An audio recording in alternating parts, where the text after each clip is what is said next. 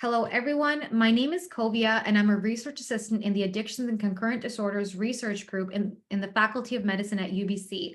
My colleague, Dr. Ali Reza Kazemi, and I are going to be presenting on the risk assessment and management platform and its implications for the overdose crisis.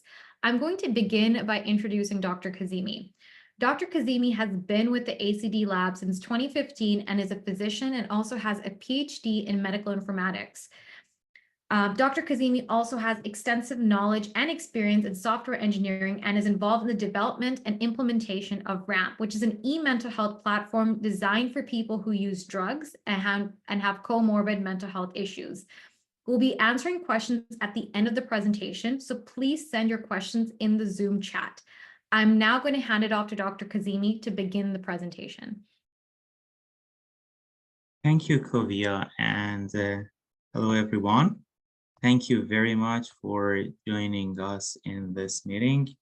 So it's a pleasure to present for you today, and the discussion is about risk assessment and management platform, RAMP, addressing overdose. So before I start, I would like to acknowledge that we are living on the traditional, ancestral, and unceded territory of Coast Salish peoples, Musqueam, Squamish, and Tsleil-Waututh nations. We thank them for having cared for these lands and waters since out of time, out of mind. And we have no financial relationship with the IT company that developed RAMP, and we have no competing interest. And RAMP was generously funded by Health Canada through CIHR grant series. So probably you have heard a lot about these numbers and the overdose crisis. So RAMP idea started by this overdose crisis, and as you know, since 2015, the number of deaths due to overdose from illicit drugs have been increasing and have been increasing relentlessly. So one of the strategies that was suggested is that use online systems to actually provide information and intervention about the risk of overdose. And that's where RAMP was proposed. So some of the RAMP rationale is like accessibility problems. So only less than 20% of the kids get care even in the developed world.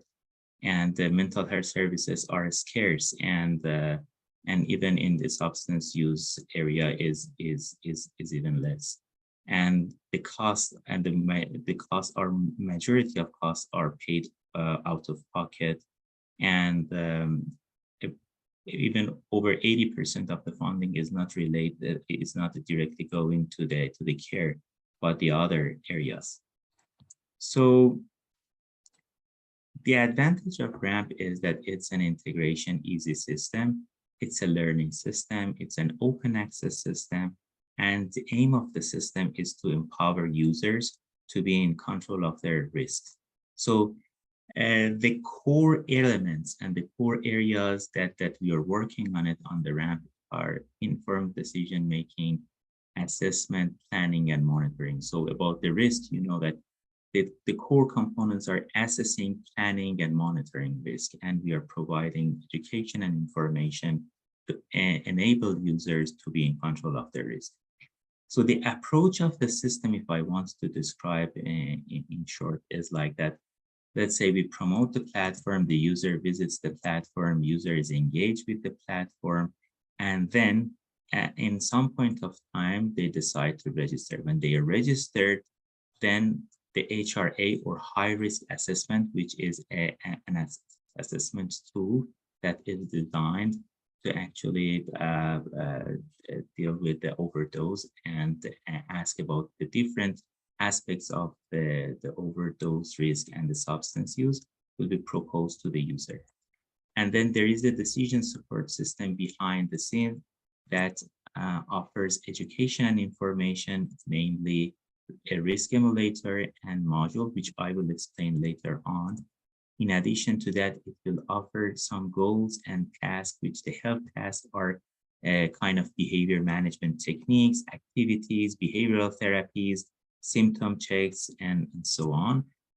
And when the user starts doing these interventions, then there is a tracking system or a monitoring system called Live Chart that will track the progress of the user, and there will be regular reminders that are provided to the user. And then again, this HRA is proposed. So you can see a loop of a feedback loop that is continuously going. So it's assessment, planning, and monitoring. The RAMP is a web application responsive to mobile devices. The content management system is using WordPress, and the system is available via ramp2.walkalong.ca. We have published a paper in JMIR Formative Research that explains the detail of RAMP design and the framework of RAMP. If you're interested, you can review that. But now I'm going to go and present some of the RAMP feature in the live system. So actually, as you can see, this is the public page or the landing page. The public page includes a 1-minute introduction of RAMP, some explanation about what is RAMP and why we have proposed RAMP, and also some of the modules and resources that are available. As you can see, the RAMP is available in different kind of languages. So at least in English, French, Arabic, German, and Spanish. And it's an on-screen translator that on any page you can change the language of the page. And so if you want to register for RAMP, you can click on this registration button, and then you will be transferred to this page where you input your information, and you don't need to really say your real name. You can create whatever name you want. It can be anonymous, and then you register. When you register, then you can enter with your username and your password. So now I will put my password, enter into the system. So when I click here, then there are 3 pages on this home page. So this is the RAMP home page. On the left side, there is a vertical menu that shows all the features that are available in RAMP. And then in the middle, we have a dashboard that concludes your interaction with the system, and Kovia will explain in more details. And on the right side, you will see the profile and where you can log out, and also a help in crisis button. If you click on this help in crisis button, it will show you that it will show the emergency and non-emergency services that are available in crisis. So, and we have explained here that RAMP does not substitute emergency intervention or crisis intervention in emergencies. So the first part that I'm going to explain is the assessment. So as we remember, we were talking about assessment, planning, and monitoring. So I start with the assessment. So the RAMP assessments, currently RAMP has 3 types of assessment, and we are adding other assessments to RAMP.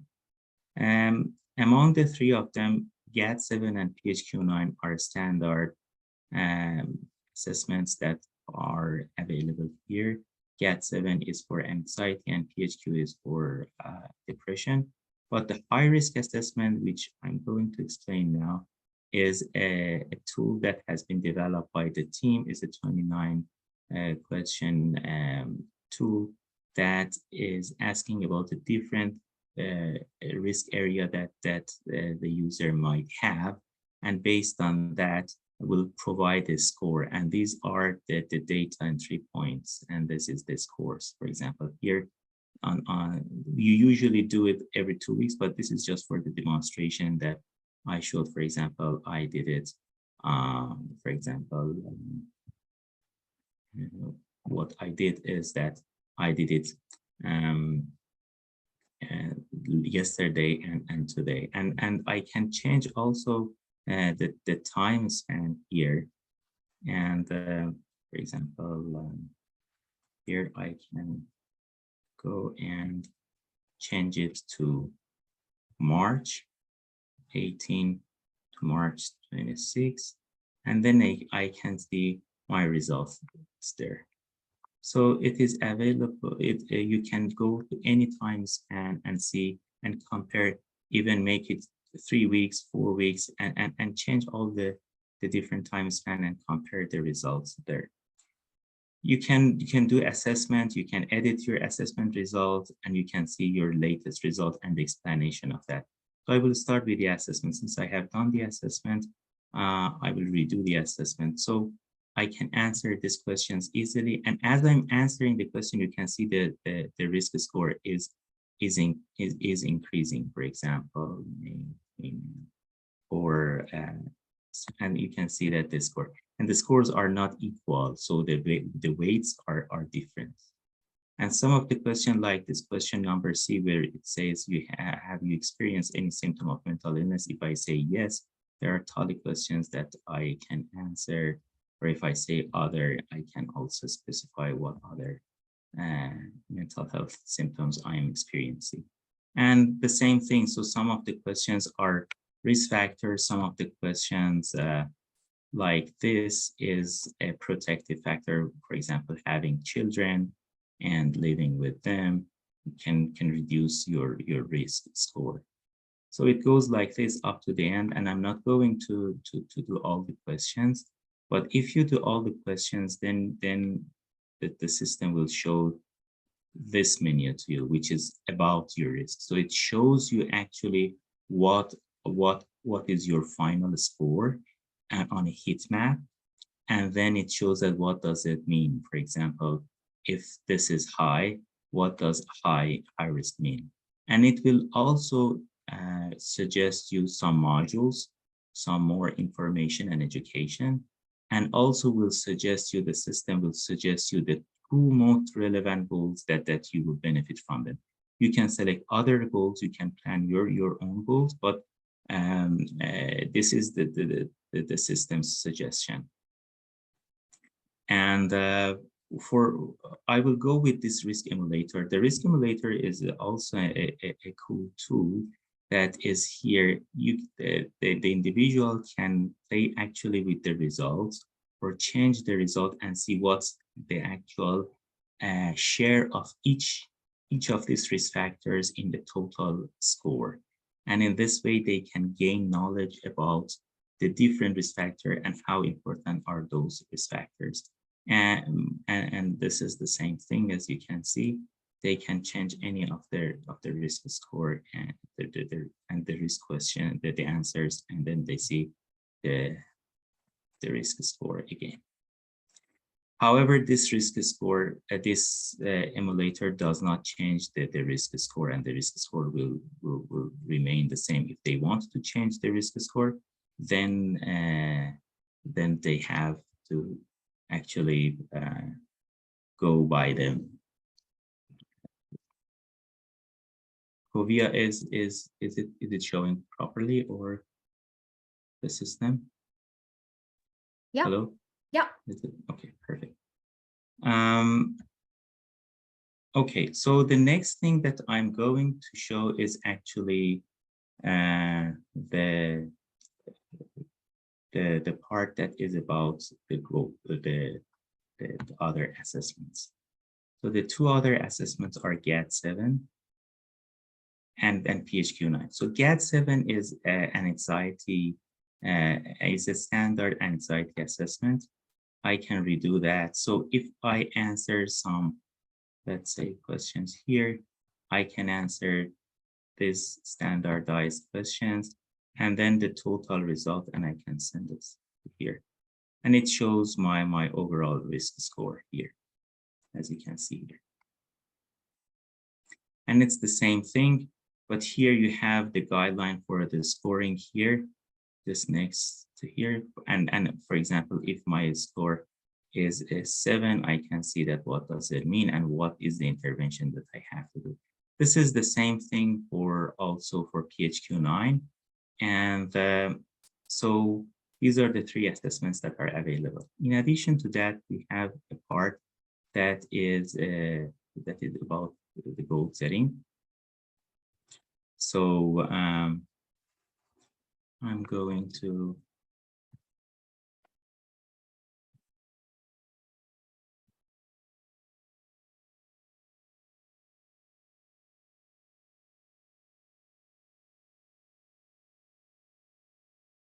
okay. So is the goal setting part? You see the goal setting part? Okay, perfect. Yeah. So the goal setting part is actually designed to explain the goals and health tasks, as I was mentioning before. So the goals are designed in 3 layers: focus area, goals, and health tasks. So the focus area are 4 focus areas, main focus areas that we have in here. And those areas that are suggested by decision support system are with a little star. So if I click on this, then I can go to see the goals. And then among the goals, I can select the one goal that I want. And again, the goal that is suggested by the system will appear with a little star, which I have already selected. And because of that, it appears in gray. I can select another goal, and then I can go to the next part. But if I select the goals and health tasks, they appear here. So the goals appear in dark blue, while the health tasks are appearing in a light blue. And when I do a health task, then the score is going up like this. For example, I have done this once daily today. So, and it shows that I have done this on the 7th, and I have done this completely on the 5th. So if there are 2 goals, and 1 second, please. I can bring this.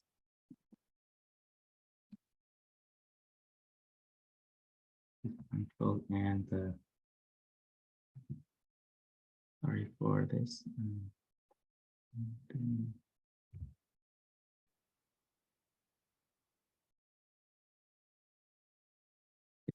So then I can, for example, close this one, and then, for example, open another one that is, this one shows that I have done this only once, and then I have done this twice. So those that they are partially done appear in orange. So in this way, I can see the result of and compare the compliance for one health task of one goal. But if I want to compare different goals or compare different health tasks, then I have to do it in another place that is called live chart. So, and I will go to the live chart now.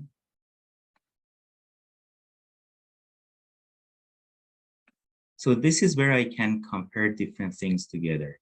For example, I want to see the result of depression, anxiety, and trauma versus my assessments. So I want to see, for example, that, and also the goals that I have done. I can see them here. So I can change the time span also. For example, go from Saturday to Saturday, or whatever time span I want, and then compare the results here. So I want to see, for example, that when I am complying with my goals, how the assessment results will change, or the risk score will reduce, while what will happen to the symptom. This is a way to compare symptoms, assessments, and goals at the same time.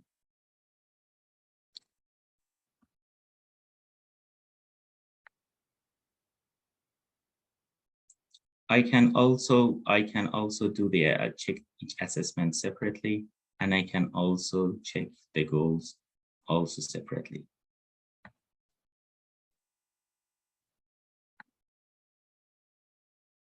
I talked about the assessments, about the plan, and about the life chart. But I can also mention that we have a symptom diary, which is actually a symptom checker. This symptom check system is for daily check versus this assessment is which you usually do it every 2 weeks or 2 to 4 weeks. This is for a daily assessment of the symptoms. And you can easily start an assessment, and there are only a few questions that you need to answer and submit what are your symptoms in each of the domains that were there, for example, depression, anxiety, or trauma.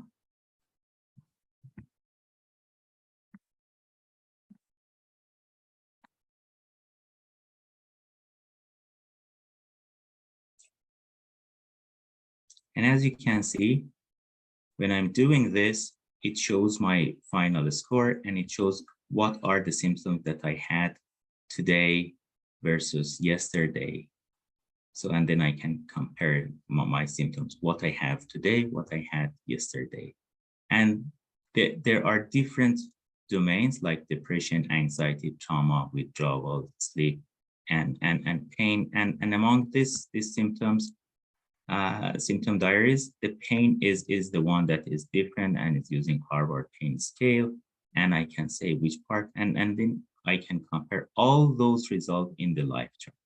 So I want to actually thank you very much, and for listening to my presentation. And I want to hand over the presentation to Kovia to explain the other part of this system, specifically about the information and education that I spoke, and about the modules and other parts. Thank you very much. And Kovia, the floor is yours. Thank you, Alireza.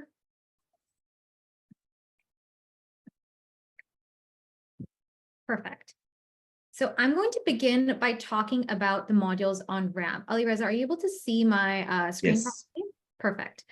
So RAMP consists of various psychoeducation modules ranging from general self-help, such as the positive psychology module and the problem-solving module, to more specific content which directly targets the overdose crisis, such as the fentanyl module and the safer injection module.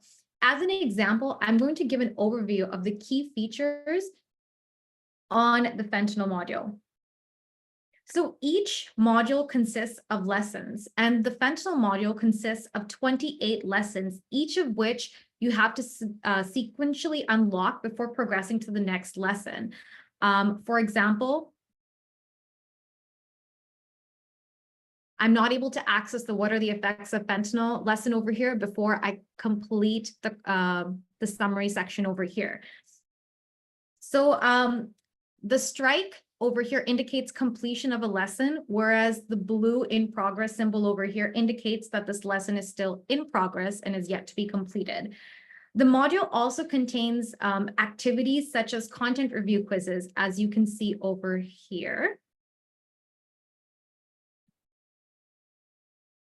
And these quizzes are meant to check a user's understandings of concepts and are meant to fortify these concepts before progressing to subsequent lessons.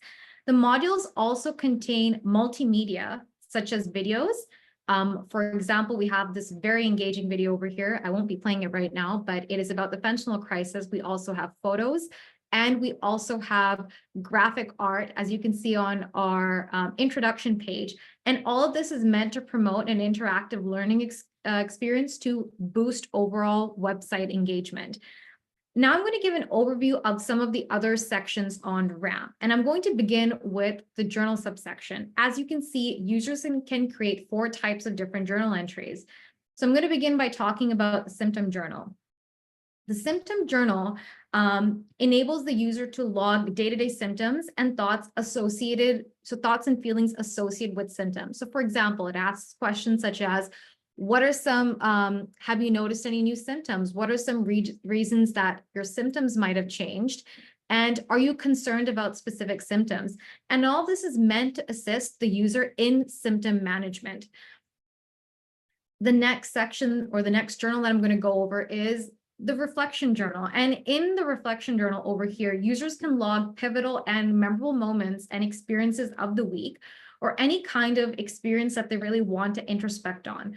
We also have the free-flowing journal, which enables the user to have a free-flowing writing experience in which they can document any thoughts or feelings that they have.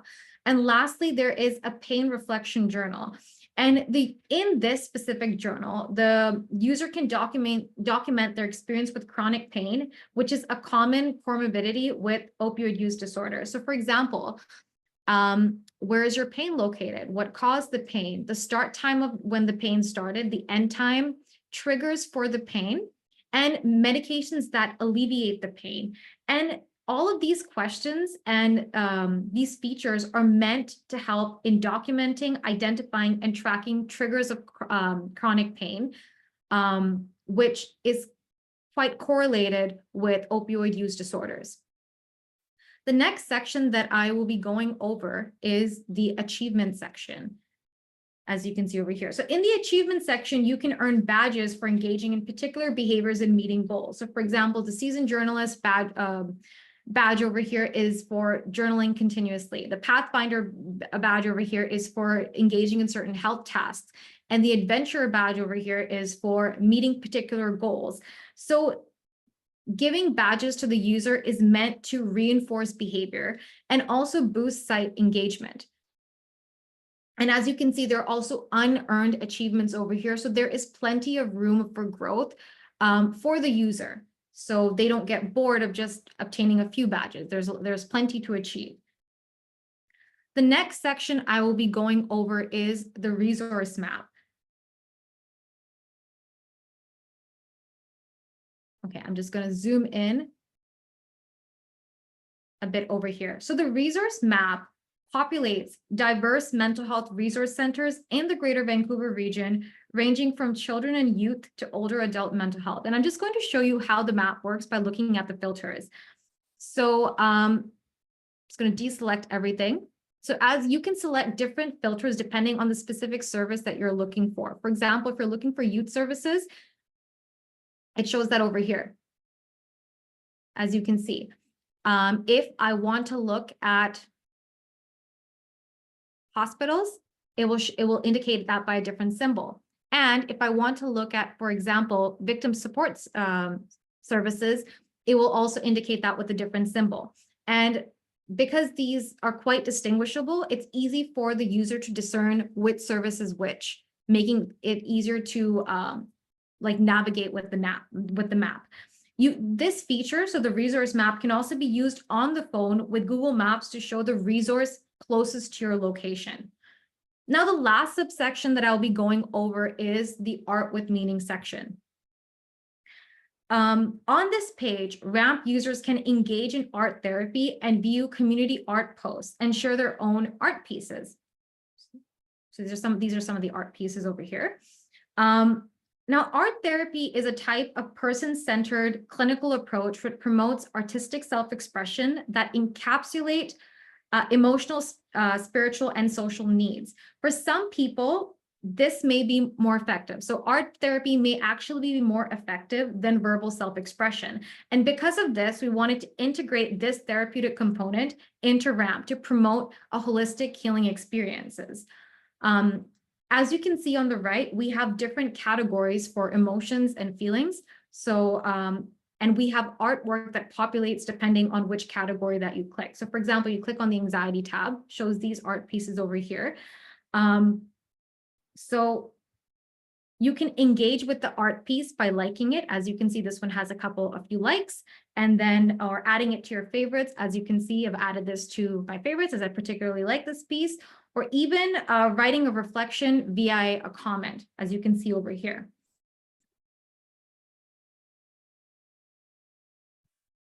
Okay, We also have a feedback section where users can send us feedback about RAMP and how the website is working for them. And we wholeheartedly welcome feedback today after the presentation today. Lastly, I'm going to be going over the homepage.